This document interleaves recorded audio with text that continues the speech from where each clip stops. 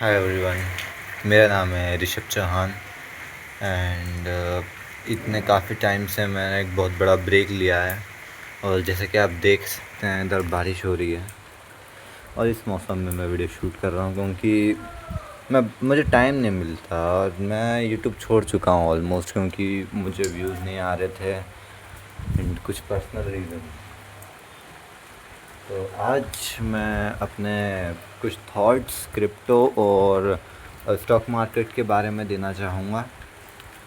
अब जैसा कि काफ़ी लोगों को लगता है जो क्रिप्टो है वो अच्छा है, समझ में आता है, इजी है, बट बहुत ज़्यादा रिस्क है उधर।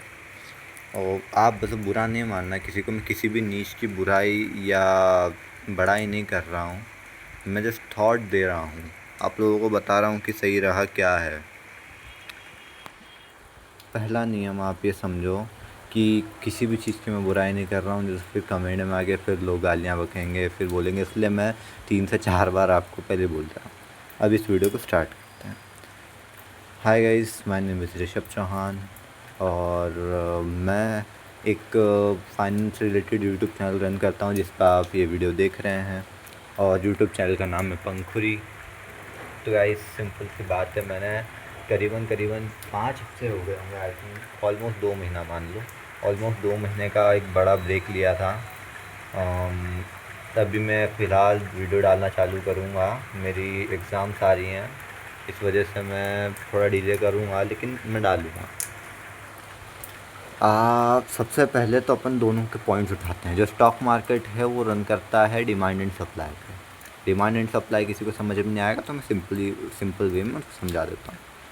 अगर किसी चीज़ की डिमांड ज़्यादा है और सप्लाई कम, तो उसकी प्राइस बहुत बढ़ेगी, उसकी प्राइस बढ़ना ही है, ठीक है। और एक चीज़ की प्राइस बहुत कम है, एक चीज़ की डिमांड बहुत कम है और सप्लाई बहुत ज़्यादा, तो उसकी प्राइस गिरेगी, ठीक है, उसकी वैल्यू नहीं होगी। इसको बोलते हैं डिमांड एंड सप्लाई। इस पर वर्क करता है स्टॉक मार्केट। जो क्रिप्टो है वो ब्लॉकचेन पे वर्क करता है।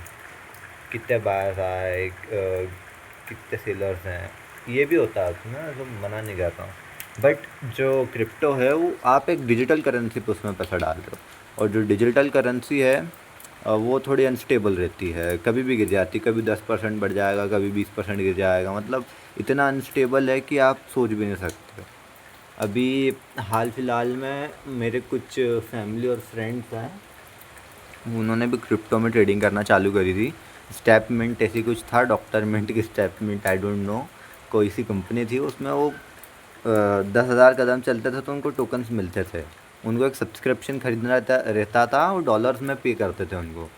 10,000 डॉलर का था, 1,000 डॉलर का था, 100 डॉलर का था। तो सब्सक्रिप्शन खरीदते थे और वो 10,000 जो भी उनका कदम रहता था वो करते थे पूरे, तो उनको रिवॉर्ड के तौर पर एक टोकन मिलता था। तो वो टोकन की वैल्यू करीबन $3 $4 ऐसी कुछ रहती होगी। तो टोकन्स उनको मिलते थे। तो ये टोकन्स बढ़े, इनकी वैल्यू बढ़ी, सब ने कमाया। लेकिन अब जब ये टोकन गिरे तो सबकी वाट लग गई।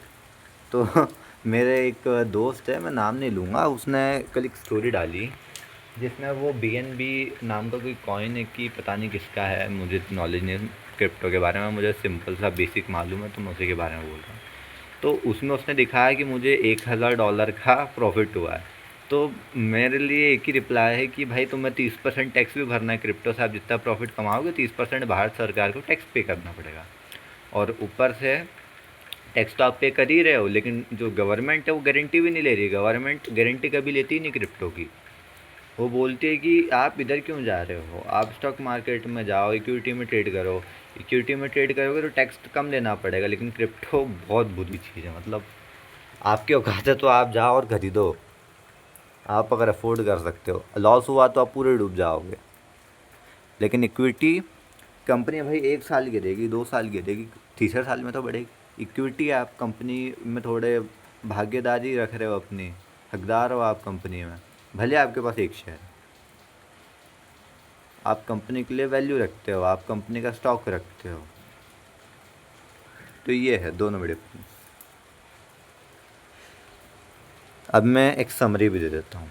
जो स्टॉक मार्केट है वो सेफ़ इस वजह से है क्योंकि आप कंपनी की इक्विटी रख रहे हो, भारत सरकार गारंटी ले रही है, टैक्स कम ले रही है, और कंपनी भी उनका भला ही चाहेगी, तो इनके स्टॉक प्राइस ज़्यादा फ्लक्चुएट नहीं करते हैं जब तक कुछ बड़ा हो ना। ठीक है। एक तरफ क्रिप्टो ये गिरता ही है, ये इतना अनस्टेबल आप पूछ नहीं सकते हो। ब्लॉकचेन पे वर्क करता सबसे पहले। और तो यही है, आज की वीडियो में इतना ही, क्योंकि मैं लंबी खींचूंगा नहीं, मेरे पास टाइम भी नहीं है, मुझे पढ़ने में जाना है। तो आज की वीडियो में इतना ही। Thanks for watching, bye bye.